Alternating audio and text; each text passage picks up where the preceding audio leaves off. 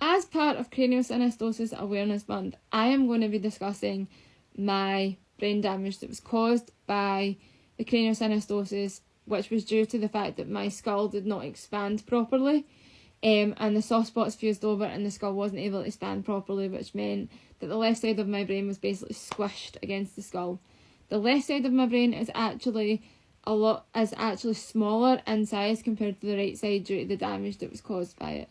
Now, my parents were told that I would never talk, I would never walk, I would be 100% relying on them, and I would not live past my 5th birthday. Now, I have already exceeded the life goal. I am already 24 years past how long they would have told me I was meant to live.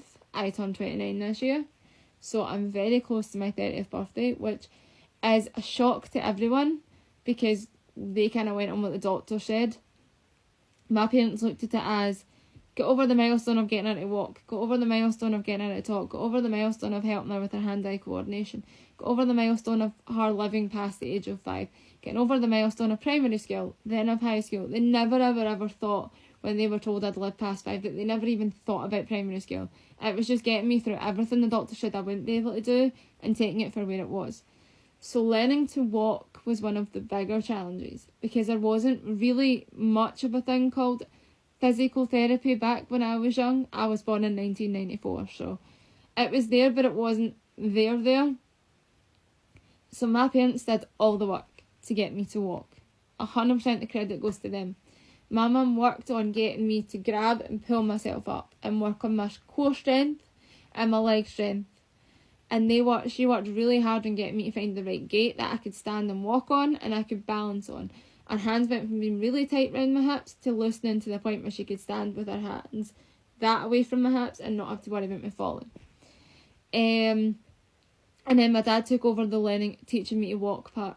So what he'd do is he'd make it a game. He'd pick me up in the air and go, ah, and then put me down. And then he'd pick it up and go like that constantly until it got me to walk. We started on the carpet, then moved to hard floor, and the last big hurdle was walking on sand. Because we always went on holiday every year to Whitley Bay in England. So getting me to walk on sand was a very important thing for me because I like texture. Texture is my entire thing and I love it so much. Talking kind of came sort of naturally to me. I grew up in a household with 3 older brothers, so everybody was chit-chatting to each other, and I think my brain just kind of picked it up for there without really having to be taught it much in regards to that.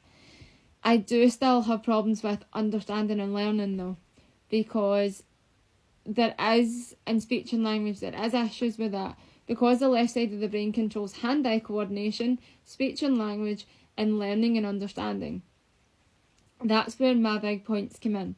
Hand-eye coordination, don't have any. Can't use cutlery, can't use a fork and knife together, can't use the fork in my left hand, can't do any of that sort of stuff.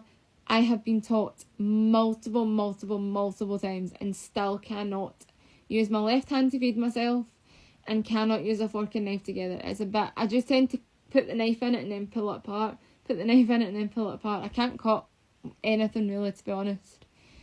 And I struggle when you throw a ball at me to catch, or anything you throw at me I struggle to catch. I'm just kind of looking into thin air and hope that I catch it at the same point, because I don't have any hand-eye coordination to do with anything like that either. So speech and language was an interesting one for me though, because when I went, like, primary school were really good with it. They helped me kind of develop that a lot. And my mum and dad worked really hard with me to get my brain to understand. I have a tendency to, when it comes to big things like going for days out to the zoo or like things like that, I tend to repeat myself a lot.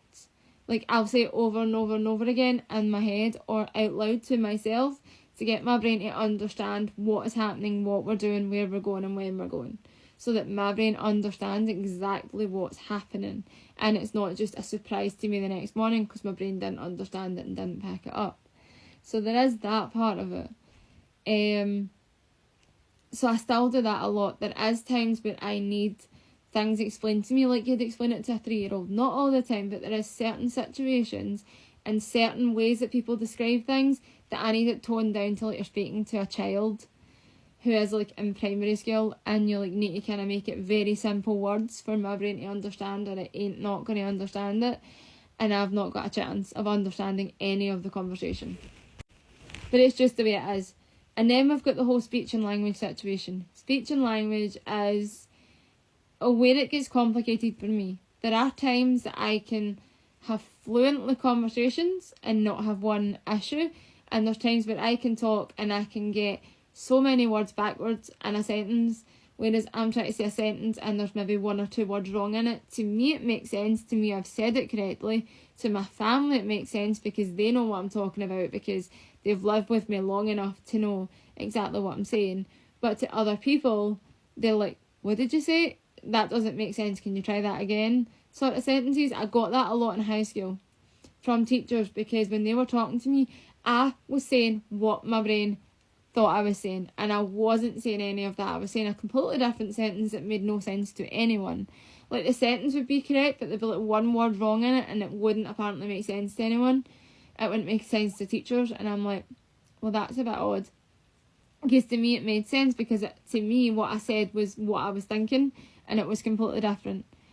There's times where I will stutter quite a bit when I'm speaking. There is times where I go through major stutters, because my brain's struggling to comprehend the language that it's trying to talk, or the things that it's trying to say. So it's stuttering in the hope that my brain will pick back up with what it's trying to say. Doesn't always happen though. There's sometimes a lot of in sentences while my brain's trying to catch up with what it wants to say, or what I am trying to say. It's trying to figure out the sentence, or the words that belong in that sentence to make it make sense. When you're talking to the people outside the family, it's not always easy.